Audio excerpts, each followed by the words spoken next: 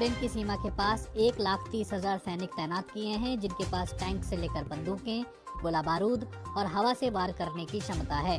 इनमें बेलारूस में जारी सैन्य अभ्यास में हिस्सा ले रहे 30,000 सैनिक भी शामिल हैं।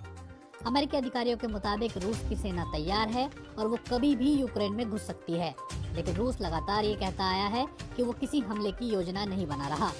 रूस के अलग अलग इलाकों से तमाम सैन्य टुकड़ियां यूक्रेन की सीमा पर पहुंच रही हैं, जिससे सीमा पर स्थायी रूप से तैनात सैन्य कर्मियों की संख्या में 35,000 का इजाफा हो गया है।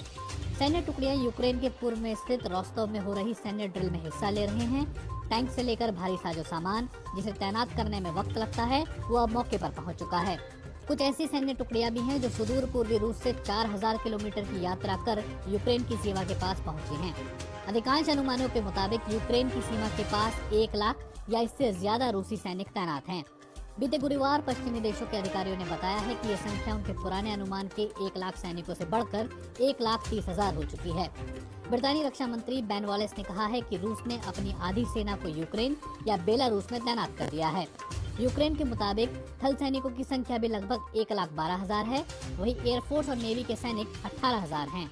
रूसी सेना के साथ साथ यूक्रेन के लुहांस्क और दोनेत्स्क क्षेत्र में लगभग 15,000 रूसी अलगाववादी मौजूद हैं। यूक्रेन मानता है कि यह संख्या इससे कहीं ज्यादा है। दिसंबर में अमेरिकी खुफिया रिपोर्ट में सामने आया था कि सैनिकों की कुल संख्या अचानक 1,75,000 तक पहुंच सकती है। समाचार एजेंसी रॉयटर्स ने अमेरिकी अधिकारियों के हवाले से बताया है कि पिछले 2 हफ्तों में इस सीमावर्ती क्षेत्र में रूस की बटालियन टेक्निकल ग्रुप की संख्या 60 से बढ़कर 83 हो गई है। कई समूह अब भी मौके पर पहुंच रहे हैं। बटालियन टेक्निकल ग्रुप से आशय उन युद्धक संरचनाओं से है जिनमें एयर डिफेंस और लॉजिस्टिक्स टीमें आदि शामिल होती हैं। हर ग्रुप में 800 सैनिक होते हैं। कुछ पश्चिमी विश्लेषकों का मानना है कि व्यापक युद्ध छेड़ने के लिए अब तक रूस की तैयारियां पूरी नहीं हुई हैं। जानकारों का इशारा मोबाइल हॉस्पिटलों और उनमें तैनात डॉक्टर की गैर मौजूदगी की ओर था। कुछ रिपोर्ट्स में बताया गया है कि घायलों के इलाज के लिए खून एवं अन्य मेडिकल उपकरणों को लाया जा रहा है, जो युद्ध के लिए की जा रही तैयारियों की ओर इशारा करता है। कुछ रिपोर्ट्स में ये भी सुझाया गया है कि कुछ इलाकों में टैंकों की मरम्मत करने वाली वर्कशॉप और युद्ध के लिए जरूरी कीचड़ हटाने वाली मशीनें पहुंच गई हैं। हालांकि कई जानकार मानते हैं कि व्यापक युद्ध और उसके बाद पूरे और ज्यादातर यूक्रेन पर कब्जे के लिए रूस को मौजूद सैनिकों से ज्यादा सैनिकों की जरूरत होगी। सैटेलाइट तस्वीरों में रूस यूक्रेन सीमा पर सेना की मौजूदगी टेंटों के रंग से पता चलती है। वो टेंट जिसमें सैनिक मौजूद होते हैं, उनकी छतों पर बर्फ पिघलती रहती है, जिससे वो गहरे रंग के दिखाई देते हैं।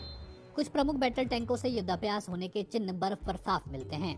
बख्तरबंद वाहनों को उनके आकार और जमीन पर उनके टायरों के निशानों से पहचाना जा सकता है। सैटेलाइट में सामने आया है कि क्राइमिया में एक बढ़त देखने को मिली है। एक आकलन के मुताबिक जनवरी के आखिरी दिनों और फरवरी की शुरुआत में इस क्षेत्र में 10,000 अतिरिक्त सैनिक पहुंचे हैं। ऐसा माना जाता है कि इनमें पैदल सेना से लेकर वायुसेना के सैनिक शामिल हैं। कुछ टुकड़ियों को त्वरित कार्रवाई के लिए तैयार रहने के लिए कहा गया है। रूस ने बेलारूस के साथ एक संयुक्त सैन्य अभ्यास भी शुरू कर दिया है, जो 20 फरवरी तक चलेगा। बेलारूस के नेता अलेक्जेंडर लुकाशेंको रूसी राष्ट्रपति व्लादिमीर पुतिन के समर्थक हैं। यूक्रेन की राजधानी कीव बेलारूस की सीमा से मात्र 100 किलोमीटर की दूरी पर है। पश्चिमी जानकार मानते हैं कि एलाइड रिजॉल्व नामक ये सैन्य अभ्यास यूक्रेन के खिलाफ अभियान की रिहर्सल करने का अवसर दे सकता है। नेटो महासचिव जेंस स्टोल्टनबर्ग ने बताया है कि शीत युद्ध के बाद पहली बार बेलारूस में 30,000 रूसी सैनिक पहुंचे हैं। सैटेलाइट तस्वीरों से पता चला है कि यूक्रेन की सीमा से महज 72 किलोमीटर दूर बेलारूस के यल्सक में रूस की Iskander short range ballistic missile launcher तैनात हैं।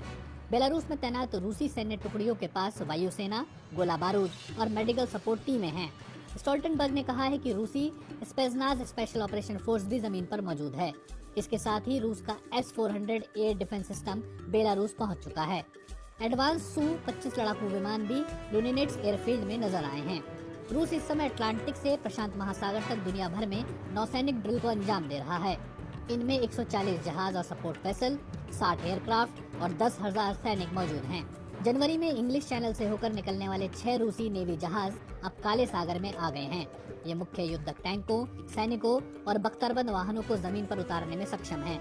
रूस ने तटवर्ती क्षेत्रों में चेतावनी जारी की है, जिसमें काले सागर में मिसाइल एवं गोलीबारी वाला युद्धाभ्यास होने की बात की गई है। कुछ जानकार मानते हैं कि अगर रूसी सैनिकों ने जल और थल दोनों ओर से हमला किया तो ये काफी मुश्किल होगा, क्योंकि नौसेना का प्रयोग संभवतः यूक्रेन को भ्रमित करने के लिए होगा, ताकि यूक्रेन की थल सेना को जमीनी हमले की संभावित मार्गों से हटाया जा सके।